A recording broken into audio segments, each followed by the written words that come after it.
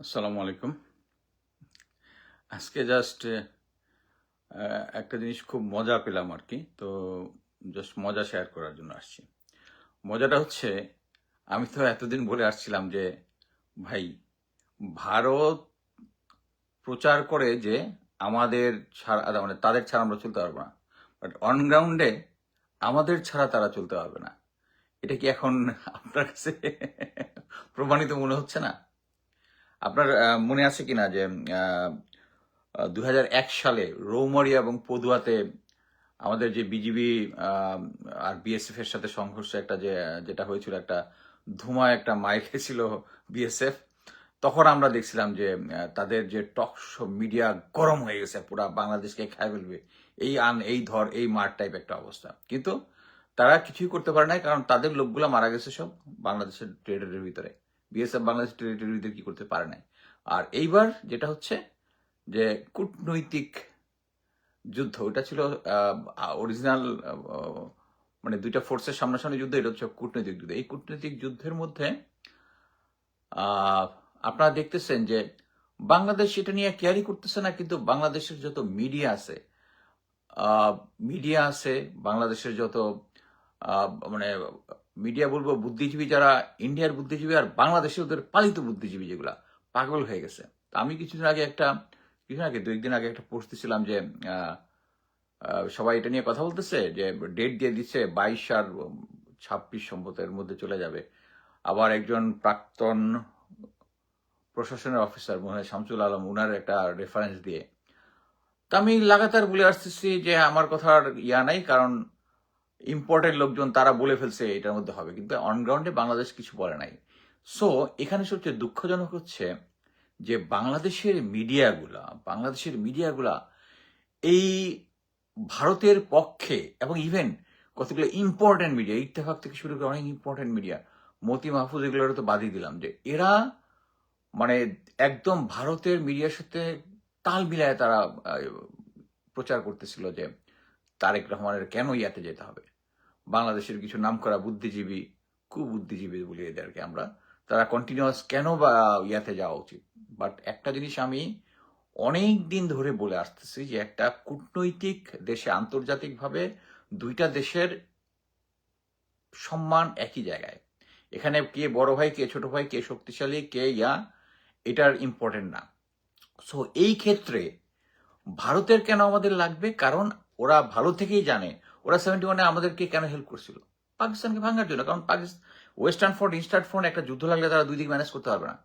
এবং তারা যদি পাকিস্তান যদি থাকতো, তাদের 7 সিস্টার অনেক আগেই আলাদা হয়ে যেত, ওটা ওরা ভালো করে জানে। এবং বাংলাদেশকে তারা যেটা করে, ওই যে আমি এর আগে অনেকবার লিখেছি, অনেক আগে বলতে আমি বলছি 5-6 বছর আগেও কয়েক লিখেছি, যে বাংলাদেশের প্রতিটা রাজনৈতিক দল তারা মনে করে যে ভারত ছাড়া তাদের চলবে না, ভারত তাদেরকে ক্ষমতায় বসায় রাখবে। ভারত না, এটা হচ্ছে জনগণ আপনাদেরকে ক্ষমতায় বসাবে, এবং জনগণই আপনাদেরকে নামাই দিবে যদি আপনার ইয়ে না হয়। এই জিনিসটা মানে আমি খুব actually very thankful to honourable prime minister. আমি উনার কাছ থেকে এত মানে বাংলাদেশের জন্য এই ধরনের ডিপ্লোমেটিক একটা পজিশন উনি করবেন এটা আমি চিন্তা করিনি, সিম্পলি আমি চিন্তা করিনি। That's good. বাট কথা হচ্ছে, এইটার জন্য এটা কি প্রমাণ হলো যে ওরা এত পাগল হয়ে যাচ্ছে কেন। তারা তো ওকে, বাংলাদেশের প্রাইম মিনিস্টার আসতে চাচ্ছে না, ওকে, ইগনোর ইট, দেখা যাবে ফিউচারে। বাট তারা কিন্তু সমস্ত মিডিয়া লেলায় দিছে, বাংলাদেশের বুদ্ধিজীবী লেলায় দিছে। কেন? তারা জোর করে চাচ্ছে তারেক রহমানকে নিয়ে যাওয়ার জন্য। আরেকটা জিনিস, তারেক রহমানকে আপনি ভারতে নিয়ে যেতে চান, ওকে ফাইন, তাকে ইনভাইট করেন ভারতে। আপনি ব্রিক্সের সম্মেলনে তাকে নিয়ে গিয়ে সাইডলাইনে কেন আলোচনা করবেন? হ্যাঁ, সাইডলাইনে। এখন আমি যদি বলি যে তারেক রহমান, এটা একটা পয়েন্ট, যে আপনারা ইনভাইট করতে চান, আলাদা ইনভাইট করেন। আপনারা যখন সাইডলাইনে নেবেন, you are undermining Bangladesh. So এখন দেখেন যে তারা কিন্তু ভালো মতো বুঝে গেছে যে এই সরকার যেভাবে হার্ড লাইনে গিয়েছে, এটা নেক্সট স্টেপ কি হইতে পারে। আর নেক্সট স্টেপ ভারত কি নিতে পারে? ভারত নিতে পারে হচ্ছে তাদের যে আমাদের এখানে পালিত কুকুর যেগুলো আছে, ওগুলোকে লেলাই দিবে। অলরেডি গোয়েন্দা সংস্থার কাছে প্রচুর রিপোর্ট আছে। তারা, এই যে আপনারা দেখতেছেন না যে পার্বত্য চট্টগ্রামে তারা বলতেছে তারা আবেদন করবে ভারতের সাথে ইয়ে করার জন্য। এগুলো সব ভারতের খেলা। এবং পার্বত্য চট্টগ্রামে যে অস্ত্র আসছে এটা আহ, গত 2 বছর ধরেই চলতেছে, গত 2 বছর ধরে চলতেছে। এর মধ্যে এই সরকার যখন এই সরকার গঠন ইয়া করার পরেও ভারত থেকে এখানে অস্ত্র সহ কিছু জিনিস আসছে। এবং একজন ডিজিএফআই এর অফিসারকে ঢাকা থেকে মানে আহ, যদিও জেনারেল ওয়াকার তাকে রাখতে চাইছিল, ঢাকার রেড কমান্ডার যে ছিল ডিজিএফআই তাকে আউট করে দিচ্ছে, কারণ সেই ইনফরমেশন গুলো দেয় নাই। কারণ কি, আপার লোক আপা আসবে, দেশ হাসবে, আর সেনাবাহিনীতে যারা আছে তারাও হাসবে। তো জেনারেল ওয়াকার পরে তাকে বাধ্য হয়েছে আর্মিতে ব্যাক করে নিতে, সম্ভবত আমি যেটা শুনেছি। আমার কথা হচ্ছে এই যে ভারত আমাদেরকে কি করতে পারে, ভারত যেটা করতে পারে আমাদের ওইখানে অস্থিরতা তৈরি করতে পারে। কিন্তু আমি একটা জিনিস বলতে পারি, জনগণ চাচ্ছে আমরা ভারতের সাথে সম্মান নিয়ে, মর্যাদা নিয়ে, এইটা যদি উনি এনশিওর করতে পারে, আলহামদুলিল্লাহ। আরেকটা জিনিস দেখেন, ভারতীয় মিডিয়া কি বলতেছে যে তারেক রহমান বলতেছে শেখ হাসিনাকে ফেরত দিতে হবে, হাদির হত্যাকারীকে দিতে হবে। This hard line, it's not hard line. But কথা হচ্ছে আপনার তো মেইন জিনিসটা বলতেছেন না তো। তারেক রহমান তো আপনাদের কাছে নেপালে ট্রানজিট চাইছে, ভুটানে ট্রানজিট চাইছে, ওগুলা বলেন, ওগুলা তো আপনার রাজি হন নাই। আপনারা যদি এতই ভালো হইতেন তো ওগুলাতে রাজি হয়ে যেতেন। ওকে, ঠিক আছে, বাংলাদেশ শেখ হাসিনা আপনাদেরকে যা যা দিছিল, হ্যাঁ, তা ওইটা লেভেল করেন, আমরা ভুটানে যাইতে চাই, ইয়াতে যাইতে চাই, আমাদেরকে ট্রানজিট দেন, ওইটা তো আপনি দিবেন না। সো তাদের কাছে এখন এক পার্টি খুব প্রচার করতেছে, ও আচ্ছা, তারা যে বলতেছে যে ওকে এখন যদি এই মাসের মধ্যে যদি তারেক জিয়ার না আসে, তাহলে আর আগামী 1 বছরের মধ্যে তার সাথে দেখা করার মানে ভারতে ভ্রমণের সুযোগ থাকবে না। আরে ভাই, এটা তো খুশির সংবাদ। তালি তালি তালি, খুশির সংবাদ। 1 বছর আপনাদের এই জ্বালা যন্ত্রণা থেকে দূরে থাকবো, আলহামদুলিল্লাহ, আলহামদুলিল্লাহ। কিন্তু আমি একটা জিনিস বলতে পারি, তারা ইনিশিয়েটিভ নেই। দরকার হলে দেখবেন যে কয়েকদিন পরে বলবে যে মোদি মোদি বাংলাদেশে আসতে চাইছে, প্রপোজাল দিয়া বলবে। এইটাই হচ্ছে হারলেন, কারণ তারা ভালো মতো জানে যে এইটা নেক্সট স্টেপ কি হইতে পারে। নেক্সট স্টেপ হইতে পারে যে ওরা আমাদের ভিতরে গন্ডগোল পাকানোর চেষ্টা করবে, অস্থিরতা করার চেষ্টা করবে, সামাজিকভাবে ক্রাইম রেট বাড়ায় ফেলবে, সীমান্তে ইয়া করবে। বাট এটা হইলেও কি, তখন হবে কি, একটা জিনিস ছিল হচ্ছে একটা উইন উইন সিচুয়েশন। আমাদেরকে একটু ফ্রি স্পেস দিল, তার একটা ফ্রি স্পেস দিল। সো আমাদের কাছে যদি ফ্রি স্পেস না থাকে, তাহলে নেক্সট কি হইতে পারে, তারেক রহমান যেহেতু এইটুকু নিছেন, তাহলে 7 সিস্টারের যে গন্ডগোলটা আছে, হ্যাঁ, গন্ডগোলটা আছে, তাদেরকে আমরা তো ইনভাইট করতে পারি। আচ্ছা ঠিক আছে, বাংলাদেশ যে ফ্রি, অফিসিয়ালি বলবো না, আনঅফিসিয়ালি, যে ভারতের যত 7 সিস্টারের যত আছে তারা বাংলাদেশের ইয়া ব্যবহার করতে পারবে। এবং তাদেরকে দরকার হলে কিছু ওই যে 10 ট্রাক একবার তো আসছিল, ওইটা মানে ওটা তো বোধ হয় ইয়ার হ্যাঁ বিএনপির আমলে আসছিল, হ্যাঁ, পরবর্তীতে আরো একটা 10 ট্রাক অস্ত্র এনে ভিতরে ঢুকে দেওয়া যাবে। ওরা ভালোভাবে জানে ওই লেভেলে তারা যেতে চায় না, ওরা ওই লেভেলে যেতে চায় না দেখেই তারা বাংলাদেশকে ম্যানেজ করতে যাচ্ছে আন্ডার প্রেশার। যে প্রেশারটা তারেক রহমান খুব ভালোভাবে নিয়েছে। সো আমি বলবো যে এই, ও আচ্ছা, ওরা যদি আমাদেরকে আরো প্রেসার করে, এখন আপনারা দেখতেছেন যে চায়নার প্রেসিডেন্ট আমাদেরকে একটা প্রস্তাব দিচ্ছে যে একটা বাই রোড কুনমিং হয়ে বার্মা হয়ে চায়না পর্যন্ত, তাহলে হয় কি, বার্মার বর্ডার ক্রস করে 24 আওয়ার্সের মধ্যে বাংলাদেশে চায়নার মাল হইতে পারবে। আমাদের দেশের এই যে এখন সরি, ওকে, জাস্ট মিনিট, আমাদের দেশে যে ভারত থেকে ডিজেল আনি বলছে, ডিজেল আনাটা বন্ধ করতে হবে। আরে ভাই, আপনারা যে ভারত যে আমাদেরকে এখন অলমোস্ট একদিক দিয়ে, এই যে আজকে দীনেশ ত্রিবেদী কি বলছে যে প্রধানমন্ত্রী বাংলাদেশে যদি যায়, ভারতে যদি তাকে সর্বোচ্চ সম্মান দেওয়া হবে, সর্বোচ্চ সম্মান দেওয়া হবে। এটা হচ্ছে সেম জিনিস। এখন তারা বুঝে গেছে যে হার্ড লাইনে যাবে না, তারা আস্তে আস্তে নরম হবে। এবং এইটাই হচ্ছে সঠিক কূটনীতি ভারতের সাথে। আপনি দেখেন, ভারতের সাথে ভারত এই দাদাগিরি করতে গিয়ে তাদের যতগুলা কি বলে নেইবার আছে, সবার সাথে তার গন্ডগোল, সবার সাথে তার গন্ডগোল। একমাত্র শেখ হাসিনার সাথে ছিল। এবং আমরা ভাবতেছিলাম হয়তো তারেক জিয়া ওই পথে হাঁটবে, তারেক জিয়া ওই পথে হাঁটতেছে না। আলহামদুলিল্লাহ, আলহামদুলিল্লাহ, আলহামদুলিল্লাহ। আমি নির্বাচনের আগে জামাতকে সমর্থন দেওয়ার একটা কারণ ছিল হচ্ছে যে বিএনপি আমার কাছে মনে হচ্ছিল তারা ভারতের সাথে আন্ডারস্ট্যান্ডিং এ যাবে। আলহামদুলিল্লাহ যে তারা যায় নাই। এই কারণে আমি জামাতকে সমর্থন করি, কারণ ওরা নিশ্চিত জানে যে জামাত ভারতের সাথে কম্প্রোমাইজ করবে না। সো বিএনপি এই লাইনে একই সেম লাইনে যাচ্ছে, জনগণ বিএনপিকে সম্পূর্ণভাবে সাপোর্ট করবে এটা শেষ পর্যন্ত দেখার জন্য। সো আমি মনে করি যে এটা একটা সঠিক পথ। এবং এই যে আচ্ছা, যে জিনিসটা বলতেছিলাম যে যে ইয়ার সাথে মায়ানমার হয়ে যে রাস্তাটা ইয়াতে যাবে, এটা কিন্তু আমরা লাভবান হব, কিন্তু আমাদের থেকে বেশি লাভবান হবে চায়না। কারণ চায়নার একটা অল্টারনেটিভ রুট খুলে যাবে, তাদের তেল ট্রান্সপোর্টেশন এবং আদার আদার থিং খুলে যাবে, এটা তাদের তাদের ইন্টারেস্ট। এবং আমি মনে করি যে যদিও আমি পররাষ্ট্রমন্ত্রী খলিল সাহেবের খুব একটা পছন্দ করি না, নিজের স্বার্থই হয়েছে, কিন্তু আমি মনে করি এই মুহূর্তে বিএনপি তাকে দিয়ে ভালো করছে। America is neutralised. তো এরকম একটা সিচুয়েশনে আচ্ছা, আরেকটা জিনিস বলি, যখন তারা নেগোশিয়েট করার চেষ্টা করছে ওই ভয়ভীতি দেখায়, আবার বলতেছে তারা তারেক রহমানকে বুঝাইছে যে আমেরিকা কিন্তু আমাদের সাথে, আমেরিকা আমাদের সাথে। হ্যাঁ, গড হেল্প এই খলিল রহমান থাকায় এই জিনিসগুলো যাচাই করা গেছে যে আমেরিকা আমাদের সাথে আছে, আমাদেরকে সাপোর্ট দিবে, মানে আগে যেরকম লিজ দিছিল ওরকম লিজ দিয়ে দিবে। সো ওই জিনিসটা কিন্তু হয় নাই। শুধু তাই না, মানে একটা জিনিস হচ্ছে ইসরায়েলিদের যে একটা কনসেপ্ট আছে, সেটা হচ্ছে ইন্টেলিজেন্স কথা, সেটা হচ্ছে take everything give nothing. Same জিনিসটা ফলো করছে ভারত। ওরা আমাদের কাছে এই যে শেখ হাসিনার সময় দেখেছে সব নিয়ে গেছে, কিছু কিছুই কিন্তু দেয় নাই। এবং এই যে এই কিছু না দেওয়ার কারণটা হচ্ছে এই যে দেখেন না সীমান্তের মধ্যে শুধু হত্যা হয়, কেন হয় হত্যা হয়? এর কারণটা হচ্ছে, আচ্ছা একটা কোশ্চেন আসছে কি, নেপালের চিফ ইন্ডিয়ান, এটা কি সত্যি? এটা একটা বুলশিট জিনিস, একটা কোশ্চেন অ্যান্সার তাহলে এখানে দিয়ে রাখি। যেটা হচ্ছে নেপালের সেনাপ্রধানকে বলছে অনারারি জেনারেল পদ দিছে। এনআরই মানে তাকে জেনারেল হিসেবে নেপাল রিকগনাইজ করছে, দ্যাটস অল। নেপালের চিফ ইন্ডিয়ান সেনাপ্রধান হয়নি। এটা হচ্ছে সেই ভারতীয় মিডিয়া এবং বাংলাদেশের যে ভারতীয় কুকুরগুলো আছে যেগুলা ইয়া চালায়, তারা এটা প্রচার করার চেষ্টা করতেছে যে নেপালের সেনাপ্রধান হচ্ছে ইন্ডিয়ান সেনাপ্রধান। বুলশিট।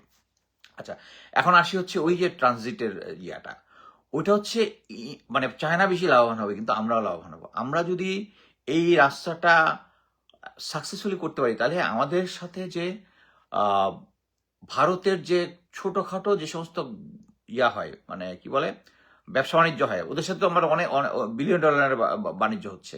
তাদের ছোটখাটো মানে গ্রোসারি থেকে শুরু করে অনেক কিছু, আমি এটা ডিটেলস জানি না, বাট অনেক কিছু হয়। এইটা যদি হয়, এগুলো সবকিছু চায়নাদের, তাই না? যখন আমাদের হাতে কাছে চলে যাবে, আমাদের কিন্তু অল্টারনেটিভ চলে আসবে। অল্টারনেটিভ চলে আসছে, এটা কাদের জন্য থ্রেট? ইন্ডিয়ার জন্য থ্রেট। সো ইন্ডিয়া, ওরাও জানে যে ওরা আমাদেরকে প্রেশার দিতে দিতে এমন একটা জায়গায় আসছে, এর বেশি প্রেশার দিলে বাংলাদেশ ব্রেকআউট করবে। ব্রেকআউট করলেই তাদের সেভেন সিস্টার ইয়াতে হবে। সো আমি জাস্ট এটাই বলতে চাচ্ছিলাম যে আপনারা এখন ক্লিয়ারলি বুঝতে পারছেন। আচ্ছা, আপনার, আমি অ্যাকচুয়ালি কোশ্চেন করছি না, আপনারা এখন এটা ক্লিয়ারলি বুঝতে পারছেন যে আমাদের যতটুকু ভারতের দরকার, আসলে ভারতের আমাদের বেশি দরকার। এটা বিএনপি সরকার রিয়েলাইজ করতেছে। আমরা এটাকে পূর্ণ সমর্থন করি। আবার ওই জিনিসটা আরেকবার আমি বলতে চাই যে শেখ হাসিনা যদি ভারতের শর্তে আসে, বিএনপি সরকার পড়ে যাবে। আমি ক্লিয়ারলি বলতে পারি, বিএনপি সরকার পড়ে যাবে এবং বিএনপি সরকার সমর্থন দিব না। এবং আমি আমার ভাষায় ক্লিয়ারলি বলি, শেখ হাসিনা যদি বাংলাদেশে ওই যে ডিসেম্বরে যেভাবে বলতেছে আসবে, তাদের লোকজন কি 12-13টা প্লেন নিয়ে আসবে, ওইটা হইলে আমি চাই ওইটা হোক। কারণ বাংলাদেশের এই আওয়ামী কোশ্চেনের ওয়ান ফর অল একটা ডিসিশন হওয়া উচিত। ভারত আমাদেরকে প্রতিবার আওয়ামী লীগের মাধ্যমে কন্ট্রোল করবে, আমাদের ভিতরে এত ভারত আমাদের জন্য এত পিরিয়ড, কিন্তু আমাদের 1,500 লোক মারা গেছে, ওইটা নিয়ে তাদের কোনো কনসার্ন নাই। সো আমি মনে করি যে আওয়ামী লীগ, শেখ হাসিনা আসুক, ডিসেম্বরে আসুক, তাদের শর্তে আসুক। মানে বিএনপি সরকার অ্যাকসেপ্ট করতেছে, আমি তা বলতেছি না। সে যদি নিজে থেকে আসে, বাংলাদেশের একটা বিপ্লবটা যেটা ফিনিশড হয় না, ওটা ফিনিশড হবে। এবং আওয়ামী লীগের কোশ্চেনটা পুরোপুরি ফাইনালাইজ হওয়ার কথা। আওয়ামী লীগের কোশ্চেন কোনো কোশ্চেন নাই। জার্মানিতে যেমন নাৎসি বাহিনীকে কেউ অ্যাকসেপ্ট করে না এখন পর্যন্ত, সেম জিনিস ওই নাৎসি বাহিনীর থেকেও খারাপ হচ্ছে নাৎসি বাহিনী দুনিয়াতে গন্ডগোল পাইছে বিভিন্ন জায়গায়, বিভিন্ন দেশে, নিজের দেশেও করছে। বাট শেখ হাসিনা 1 সপ্তাহের মধ্যে 1,500 লোক মারছে, 1,000 লোক দেশ মারছে। এবং ভারতের সাথে আমরা মানে বিএনপি সরকারের হাতে অনেক পয়েন্ট আছে। কি কি পয়েন্ট? পিলখানাতে যে হত্যাকাণ্ড হয়েছে ওখানে তাদের যোগসাজশ আছে। সাতক্ষীরাতে হয়েছে, ওখানের কিছু এভিডেন্স আছে যে তাদের ইনভলভমেন্ট আছে। এগুলা আন্তর্জাতিকভাবে মানে শেখ হাসিনা এই যে কে জানি একটা বললো যে সে প্রধানমন্ত্রী তারেক রহমান এন্টি ইন্ডিয়ান না, কিন্তু আমার কথা হচ্ছে তাকে যদি আমরা ওই জায়গায় ঠেলে দিই যে উনি এন্টি ইন্ডিয়া হয়ে যায়, তাহলে কিন্তু এটা যে তাদের জন্য খারাপ, ওইটা ভালো যায়। আচ্ছা, এর মধ্যে কয়েকটা আমি বলি। আচ্ছা, রাহুল গান্ধী বলছে শেখ হাসিনা আমার মাতৃসম, ভারত থেকে তার কোনো স্ট্যাটাস লাগে না। একটা জিনিস বলি, বিজেপি তো আপনারা গরম গরম দেখতেছেন শেখ হাসিনা, কিন্তু বাংলাদেশের সাথে যত খারাপ আচরণ করছে সব কিন্তু কংগ্রেস করছে। সো নেক্সট হচ্ছে বাংলাদেশের প্রধানমন্ত্রী শহরের সম্মানজনক সম্বর্ধনা দিল্লি হাই কমিশন, এটা গত রাতে বলছে। তারেক রহমান এক গর্ত খুঁজছেন যেখানে থেকে আর বের হবেন না। ভারত সফরে হাসিনার প্রত্যাবর্তনের সঙ্গে যুক্ত করাটা কঠোর অবস্থান, এটি কূটনীতিক নয়, এটা খামখেয়ালিপনা। আলোচনার জন্য একটি দরজা খোলা রাখা উচিত ছিল। কনওয়াল সিবাল, ভারতের সাবেক স্বরাষ্ট্র সচিব। এই কথাটা আপনাদের জন্য, যে আমাদেরকে প্রেশার দিতে দিতে এমন জায়গায় নিয়ে গেছেন, দেয়ালে পিঠ থেকে গেছে, এখন ফাইট করা ছাড়া উপায় নেই। আর আমরা যদি ফাইট করি আপনাদের 7 সিস্টার চলে যাবে। সো ইট ইজ আপনাদের দরকার হচ্ছে ওপেন করা। হ্যাঁ, তারা ওপেন করতেছে, এই যে ত্রিদেবের যে আজকের ঘটনাটা ওইটা দিল। আচ্ছা, এটা হচ্ছে বাংলাদেশ ইজ, এর সাথে India Today news, Bangladesh is in the mood to play silly games, India must adopt carrot and stick. Carrot and stick হচ্ছে কিছু ছাড় দিবে, কিছু আসলে তাই করতেছে, যে ত্রিদেবীরটা হচ্ছে ক্যারট, আগের গুলা ছিল স্টিক। বাট কথা হচ্ছে আমাদেরকে আর এই ক্যারট স্টিক দেওয়া যাবে না। বাংলাদেশ শেষ tough condition for Tarique Rahman individual, এটা ইন্ডিয়ান মিডিয়া রিপোর্ট। আচ্ছা, তারেক রহমানের সফর নিয়ে ঢাকার শর্ত রূঢ় অহংকারী বিনা সিকরিকে আপনারা সবাই জানেন। আমার কথা হচ্ছে তারেক রহমান এখানে পররাষ্ট্রনীতিতে, কূটনীতিতে ভারতের সাথে একদম সঠিক অবস্থানে আছে, পূর্ণ সমর্থন। এবং আমরা আশা করি এই জিনিসটা চলতে থাকবে, এটা জারি থাকবে। এবং ভারতকে সীমান্ত হত্যা থেকে শুরু করে সমস্ত সবকিছুর জন্য তাদেরকে আগ বাড়ায় আসতে হবে, এবং তারা আসবে। কারণ এটা ওরা হয়েছে কি, যত যাই হচ্ছে নিজের ভালো ভালো ঠিক মতো বুঝে। আমাদের সাথে সম্পর্ক যদি খারাপ থাকে 7 সিস্টারের গন্ডগোল, এটা ওরা ভালো মতো জানে।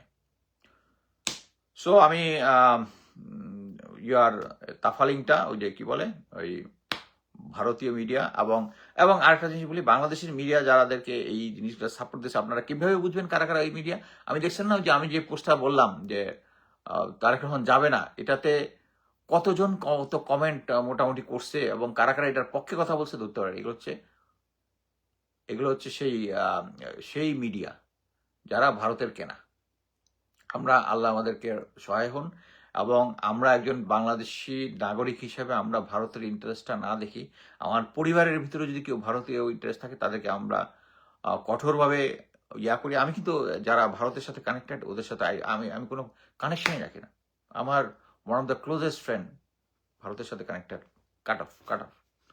ওদের সাথে আমার কোনো নাই। ভারতের সাথে যারা রাখবে, ভারত আমাদের শত্রু, এটা কে বললো? এটা অনেকেই বলছে, এটা হচ্ছে মৌলানা ভাসানী। ভারত, ওটা যদি আমরা না জানি তাহলে হবে না। আবার একে ফজলুল হক বলছে যে ভারত যদি আমার প্রশংসা করে ধরে নেয়, I am in the wrong path. Correctly আমাদের এই উত্তরসূরিরা ভালো সাজেশন আমাদের দিয়ে গেছেন। এবং যে সমস্ত মিডিয়া করবে, এবং বাংলাদেশের মিডিয়াকে অ্যাকচুয়ালি কি বলবো, মানে একটা পুরা রিফর্ম দরকার, মেন্টাল রিফর্ম। এটা ওদের সবাইকে একটা মেন্টাল রিফর্ম দরকার। তাদের মধ্যে দেশপ্রেমটা তাদের ভিতরে জাগ্রত করতে হবে, তাদের ভিতরে দেশপ্রেম নেই। ওকে, আমি আজকে কাজে যাবো একটু পরে। ধন্যবাদ, আল্লাহ হাফেজ।